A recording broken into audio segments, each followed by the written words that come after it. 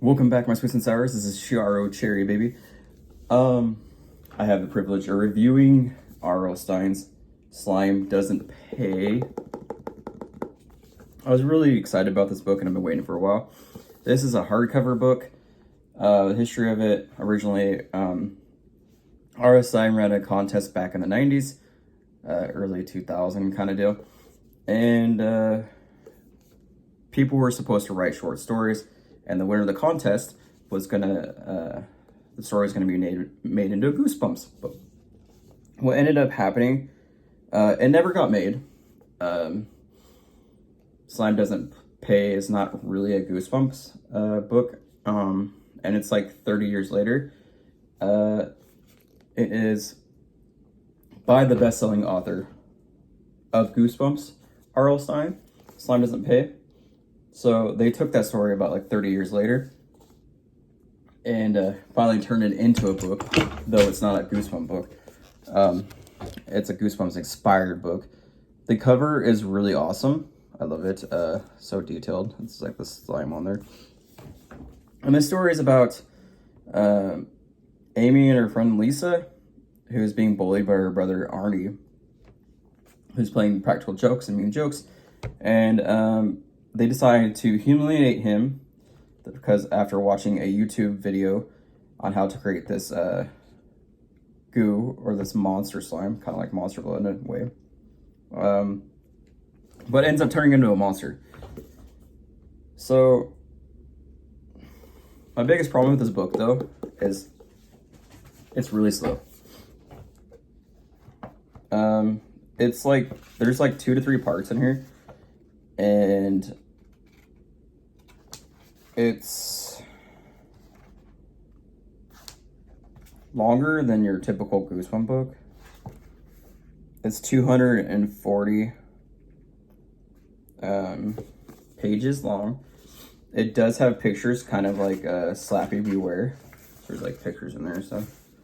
In there. And then like all the chapters are made like in the beginning, like with the Goosebumps scariest book ever. So it's like that one was, can't remember, this is the monster attacks. Like I said, it's very, very, very slow. It was in a part 2. In part 2, pretty much everything happens in part 2. It just builds up to why they decide to have this revenge on her brother and pour the slime on him. They pour the slime on him and he turns into this monster. Not giving anything away. There's a reason why he turns into a monster.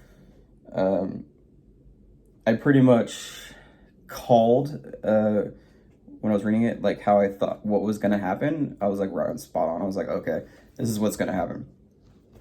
And it's pretty predictable for at least Rl Stine's Goosebumps books. And consider how this is supposed to be like made for youth. This is not like his like a young adult series like Fear Street, which is kind of unexpected what happens in there, and people actually die in those books. And some parts are graphic. In this, it's like, I would call it Goosebumps inspired. That's about it. It doesn't read like a Goosebumps. I liked it for what it was. If I didn't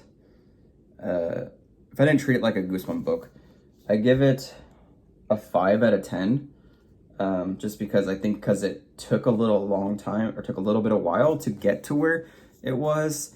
It was a slow burn, but then when it gets there, you're like, oh crap, okay.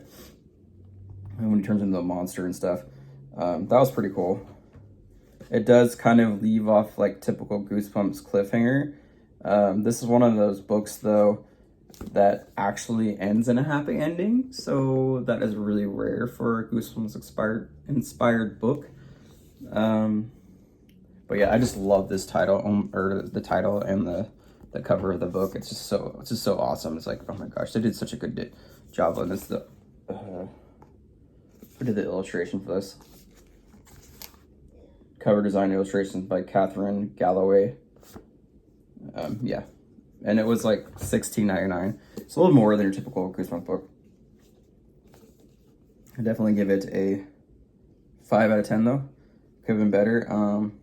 I'm glad we finally got it. This is Rl Cherry. Thank you for watching, and hopefully we'll be able to go over some more Goosebumps merch that's coming out. And we have to wait until March for Goblin Monday, which is really, really sad. And if you made it past this point, don't forget to like and subscribe. And I'm also on Twitch, Rl Cherry Baby. I play Dead by Daylight, Texas Chainsaw Massacre, and Apex. Thank you. Bye.